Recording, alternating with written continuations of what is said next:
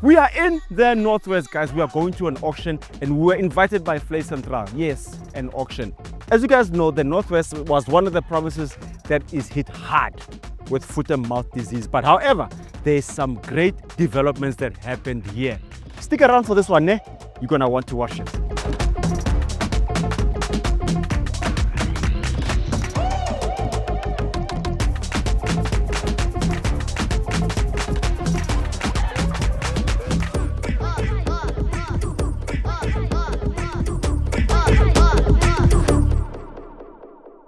Okay, so you're probably wondering where am I or what's happening. Just to give you guys perspective, ne? We are in the Northwest, here in Biermansdrift, not far from Mafikeng.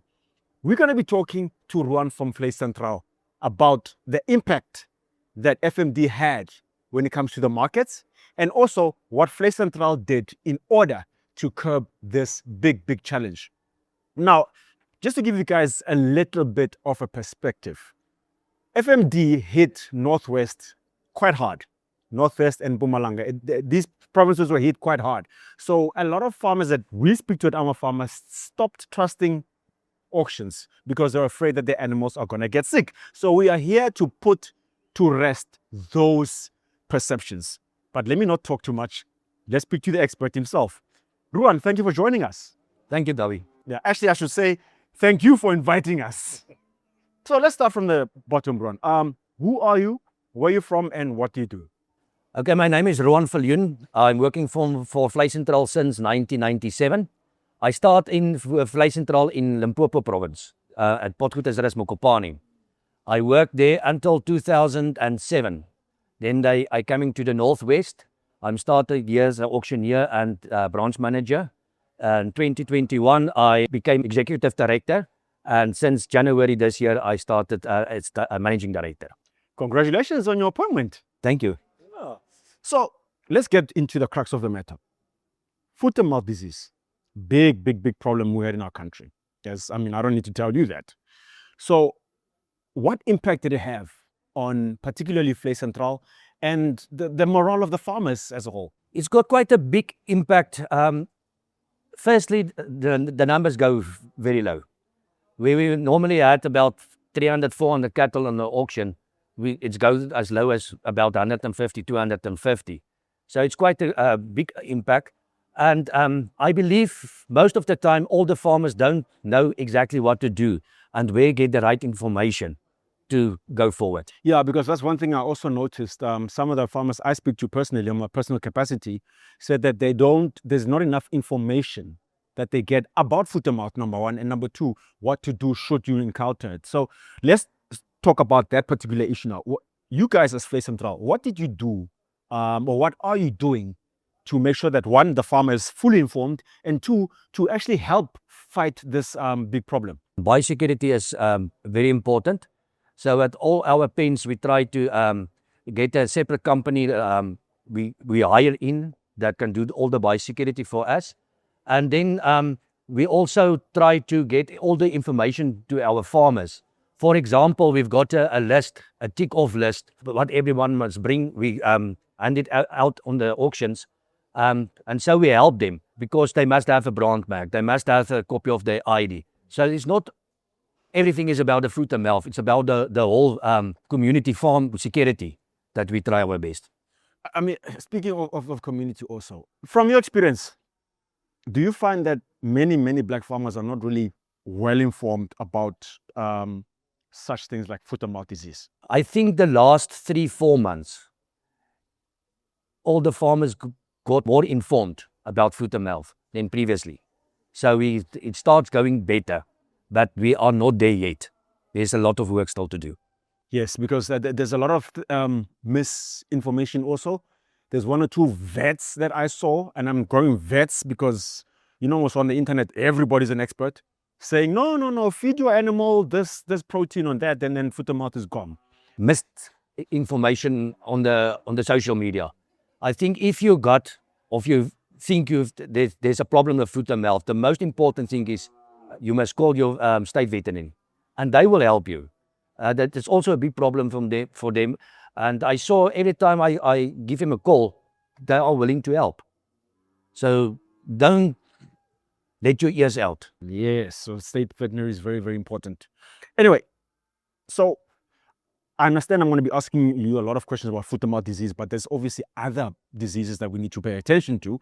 So biosecurity has always been a major, major thing for you guys at Vleissentraal. But ever since the break of FMD, what have you done to increase the biosecurity now? We've got on all our pens, we've got wash bases. So every vehicle that come in is washed.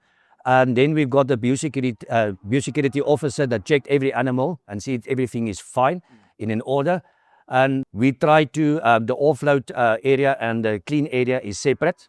So if the animal there's a problem, it don't go in the clean area. And then we also contact the state veterinary and help us if there's a problem. Speaking of which, let's get into that. Let's say now people are offloading the animals and you identify an animal that has a certain problem. What is the procedure there? Okay, firstly of all, the first thing we must do is we must stop offloading. So we stop immediately. We call the state veterinary, they come out, they have a look. If they said, okay, we can load it back on the vehicle, back to the farm. Then we disinfect the area again before we start offloading again. Aha. And have you had instances where a farmer brought in animals and you find that an animal is sick and the farmer didn't know? Plenty of time. I think that's a big problem. Most of the farmers think my animals is fine, there's no problem. Until they come to the auction and we inspect it. And then we see there's a problem and they didn't know about it. Do people still trust auctions? Do you understand? I'm asking that because I see a lot of people selling their animals privately, even before FMD hit. Do people still trust auctions? And why is the auction the best place to sell or buy animals? Darby, I think about 3 months ago, most of the people didn't want to buy on the auctions because they're scared. I see it has been changed. They see vaccinated is started, and they see at the auctions we do everything we can to check and be a safe environment. So I see the last 2 months people coming more back to the auctions, and the auctions is very important because that get us a compatible mark. In terms of the market and pricing, the auction is the best place. That's the best place because if you sell out of hand, maybe there's coming one guy to your farm or to the community and said, I will give you 5,000 rand for a cow. If you take it to the auction, there's 2 or 3 buyers against each other and it go higher. So it's the best for the community as well. Go botlhokwa thata go tla mo auctioning because how farmer o farmela gore o nne le profits. Farming is a business. Now go botlhokwa gore o ke mo fantasing o nne o kry-a sengwe out of farming ya gago. Ke na le dingwaga di ka nna le robongwe go tse lesome ke dirisana le Vleissentraal 9 to 10 years. Yeah, to buy an animals from the auction, I think most of the time is win and lose because you're gonna buy something. If maybe let's say you buy a cow 14,000, you're gonna sell it 15,000. So you must count the transport, you must count the diesel. So it's best to check the kilo, to know the kilos, to know the distance, to calculate all the expenses before you can buy and sell. And again, I think the proper thing to do is just to buy. If you're a butcher, then that's when you're gonna benefit more because carcass and life are different on kilos. So carcass is just more kilos than a life. Yes. I mean, it's not just buying and selling at an auction. One can come to an auction and learn a lot. Give me 1 or 2 things that I can learn coming to an auction, even if I'm not coming to buy or sell. There's not 2 or 3 people, there's quite a lot of guys. And when you walk around and you talk to the people, you always learn something. And that is important. We never know everything. Every day we learn something. Getting back to animal health. Now, you guys at Vleissentraal, you saw that the small-scale farmers, particularly the black farmers, are struggling in terms of animal health. I'm talking about foot and mouth, I'm talking about all the other stuff. And then you did something with AFASA recently, Vleissentraal. Tell me about that initiative. We work with AFASA quite a long time now. We started to get involved with them to come to our auctions, to talk to the guys and get them information how to treat the animals and how to be a healthy farm. Tell me about the inspecting. Oh, what we do with the vaccination, most of the community haven't got the facilities to vaccinate. So from Vleissentraal, from our side, especially in Northwest, we go to AFASA and said, if you know about a community that is going to be vaccinated, call us, we can help you. So we start at near between Lichtenburg and Mafikeng at the farm. AFASA call us and we go out there and have a look and see how is everything done. And then the week after that, the state veterinary in Klerksdorp call us, and we do 3 communities around Klerksdorp where we help them bringing the pens and help with vaccination. And you guys do this free of charge? We do this free of charge because I think we must help our communities, our farmers, we must be involved. For us, it's very important. The vaccines mustn't be in the fridge. If it come into South Africa, we must help each other to get the vaccines into the cattle. Yes, here you are. You guys are Vleissentraal. You're a well-known company. You've been around for donkey years. And then you take it upon yourself to help small-scale farmers. Why? We must go forward. I think that is the most important thing. For our economy and everything, we must go forward, and we must get involved. Yeah, because that's first of all, that's actually why I'm here. The initiative you guys have with AFASA is a big deal, especially in the eyes of the black farmers, small-scale black farmers. Second, Vleissentraal is a well-established organization. You could have not done this, but you chose to do it. Yeah, Tavi, we started with the Northwest of AFASA, and I think it was last month or 2 months ago, we started to work with AFASA National as well. And we've got a very good relationship with the states.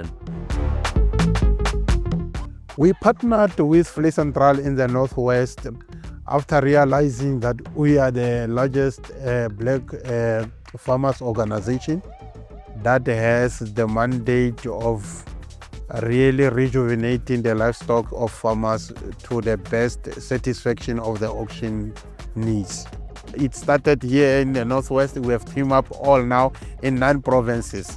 We are doing vaccination, drastic vaccination. The partnership the farmers are responding very positively to it. The partnership Our farmers bontsi ba bone ba sokola thata ka go improve diphologolo tsa bone, ba sokola ka go ka tokafatsa maruo a bone ga re beletse dipoo, diphoko, diphelefu. Issue re buileng ka yone gape to vaccinate and also the record keeping in order to know the records of their animal. That is mainly struggle issues that we have. My message to the farmers, I encourage them to identify their stock, to brand the cattle, to tattoo the small stocks, and also to get quality bulls or quality ram in order to brand so that we can be competitive when it comes to the auctions. That's my message to the farmers. On the ground, how's the response been from the farmers in terms of this vaccination scheme you guys have with AFASA? I think it's good. I think it's good because we help them. And not even for the future to get the business with them, because the community farmers are in every town. And if we try to help them, then it's better for the other farmers around the community. So we must help and get the vaccinations into the cattle. Who gets the vaccinations? You guys or AFASA? No, the vaccinations go to the state veterinary. AFASA, Vleissentraal, nobody can handle it. But we have a good relationship with the state veterinary. So when they decided where they are going to vaccinate, we try to help them in that areas. Do you know how many animals you guys vaccinated in this area particularly? From our side, where we give them some help, I think we've vaccinated about 2,500 cattle. Wow, that's quite a number. Yo. So now if a farmer now sees this and they're like, ooh, I'm in the Northwest, I want to get my animals vaccinated, what should they do? The first important thing is, I think they must call their state veterinary. They will decide that which areas is important and which areas is not important. But if they got foot and mouth, then it's very, very important to call the state veterinary as soon as possible that they can come out and help you. How long have you been working for Vleissentraal? 'Cause I remember you said 1997. So 1997, 28 years. 1997. Yes. I was in school. I was in school. Yo, and how's your experience been in terms of, I mean, obviously you've worked with the super commercial farmers, correct? Yes. And then now you're in the communal farmers. I must say, Darby, from the beginning, when I started in Vleissentraal Northwest, we also work closely with the communities there, like Boagomo and that kind of stuff. That is why I'm started the auction here. So I've got quite a lot of time, the years experience with the communities. Looking at the small scale farmers during the time you started versus now, has anything changed? Are people getting better at farming, or are we still stagnant? I think there is areas that are getting better. We try from our side to holding some farmers' days and try to get them the right information to help them with their breeding. Yeah, because the thing is, why am I asking that? Is the quality of our animals getting better? Because you see it, or versus from 1997 to now. Some areas, yes. Some areas, definitely. In some areas, why do you think that's not? There's some areas that we try to get more involved, but we're working on it. We're working on it. I'm still interested in the animals now. I'm a farmer. I want to come and sell my animals to Vleissentraal. Okay? Well, through Vleissentraal. Now, before I even load my bakkie or my trailer, please take me through the first steps of what I need to do. Okay, I think the important thing is you must call your agent. You must book a pen for the auction. That is very, very, very important. If you come to the auction, you haven't booked a pen, then they say no, you're not allowed to load off. So the first thing is book a pen. Then second, you must make sure your animals is branded and inspect it and see if it is healthy and there's no problems with the cattle, then you can load it. When you load it, you must make sure you have the right documentations. You must have Article 6 and 8. You must have a copy of your ID. You must have a copy of your brandmerk certificate. If that paperwork is in order, then you can go to the auction and you won't have any problems on the road. Now, I've got all those things correct. Then when I drive in, obviously there's biosecurity, I'm going to get sprayed and whatnot. Then what is the procedure? From the offloading now, we're talking about offloading. What is the procedure there? Okay, when you come to the auction for offloading, first you're going through a wash bay. Then somebody is going to help you, is going to see if you've got all the papers before they started. If all the papers is in place, then they offload the animals. Then they check it, the biosecurity officer check the animals. If they had checked it and everything is clean, then it goes to the clean area. So, I want to know something. Who determines the prices at an auction? And how does that work? No, I think the most important thing is on the commercial side of the auctions is you must know what is going on in the market. You must know what is the slaughter price. You must know all that kind of stuff. And we're in a difficult stage now because of the diesel prices and petrol prices and everything is going up. So there's a lot of costs that at the end of the day decided what is the price going to be. And what are some of the factors that actually, cause farmers to lose money at an auction? Let me give you an example. You guys price per kg, correct? That's correct, yes. Per kilogram, yeah. Yes. So now, what happens if somebody brings in an animal that's not up to standard? How does that process work? If your cattle is not up to standard, quality sell. So if the quality is not 100% right, you will see the prices go a little bit up and a bit down and so. So make sure your animal is healthy. And I always say quality animals sell themselves. That is very important. When you say quality, there's someone at home like, what's quality now? So give me a little bit of more examples.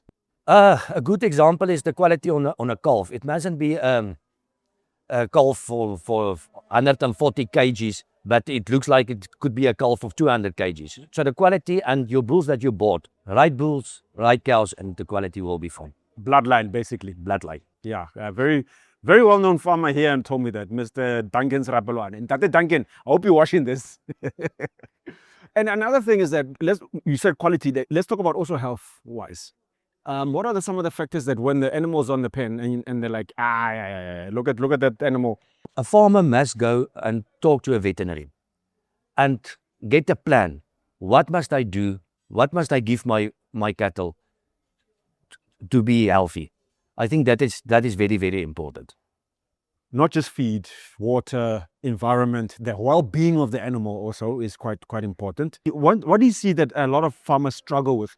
I'm talking all animals now, particularly cattle, sheep and goats. What is the one thing that they struggle with to get the animals up to standard? I think information. I think that is the biggest problem. And as soon as this foot and mouth is at a better place, we want to start a program to get together with AFASA and go to the communal farmers, holding farmers' days, and told them what they must do and what they mustn't do, and try to get that off the ground. Because at the end of the day, what? Almost 35% of our red meat comes from small scale. That's correct, yes. I mean, that's a huge number. That's a huge number. During this time of FMD, what was the most challenging time for you personally and for Vleissentraal Northwest? Nobody know exactly what to do. Everybody run around. They read you read every day a different story on the social media. So that nobody have the right information. And that was the difficult part of the whole situation. So basically re-educating people was the challenge. That's correct, yes. Yeah, because like I said in the beginning, those internet doctors, bruh, they did more harm than good. Looking at the market now, during this time, I mean, we're not out of foot and mouth yet. How is the market now? Is it picking up now, or do we still have more work to do? The market at this stage is very, very, very good. Last year, the calves went for about between 34 and 36 rand. At this stage, we depend on the quality, everything between 38 and 45 rand. 45 rand a kilogram? Yes. Last year, at the end of the year, we hoped for to be slaughtered at 60 rand. Now we stand at 60, 62 rand. In December is always a higher market. So the prices is very good on this stage. Sure. I thought people are going to be more afraid to buy and sell, particularly at this time because of FMD. No, the market is very good. And I think a very important thing is Namibia started the abattoirs, and those imports from Namibia come down, and that put our market up. So that's a very important place for us. Are you hopeful for the future, despite what's happening in the East? Despite people saying, hey, they're going to take other people to Stone Age. No. But are you excited about the future? Are you hopeful in terms of the South African farmers? Definitely. I'm hopeful for the future. I think what we must do is we must work together. We must work with the different organizations, and we must start working together and see how we can go forward. I think that is important, and I'm ready for the future. I've got another 20 years left, so it must work. No, you got 30 years more. No. You got a lot of work to do, but yeah, I am also hopeful. And lastly, from me, Ruaan, what is your message to all the farmers, particularly small-scale black farmers in South Africa? I think it's important for our black farmers. Know you can work, especially with Vleissentraal. Be on the outlook for speculators. Everybody try to make a life out there, but at the auctions, bring your cattle to the auctions. Everything is done here. We do our best to do it safely. And if you want any information, you can talk to any agent at the auction, and they will help you for the road forward. Thank you so much for this, Ruaan. It was quite impactful information, and I'm emotional now because I'm very passionate about seeing farmers reach the heights of selling their animals at 4 million. Do you understand? That it's a big deal for me because, to be quite honest, everybody who lives and was born in this continent, agriculture is part of their DNA. So thanks to you, thanks to Vleissentraal for making sure that agriculture stays in our DNA. Thank you very much. Maar dankie. Baie dankie. And thank you for the coffee walk. And thank you guys for coming through to our farmer. You heard it for yourself. The auction is the safest place to buy and sell animals. So guys, do yourself a favor. Even if you don't go in there to buy or to sell, go to an auction, check it out, see what's happening there. I can guarantee you, you are going to learn a lot, and I can bet you're going to come out with something that you're going to apply on your farms. I mean, that's where I got my agricultural knowledge. Thank you so much for coming through to I'm a Farmer, and thank you, Vleissentraal, for inviting us. See you again on the next one.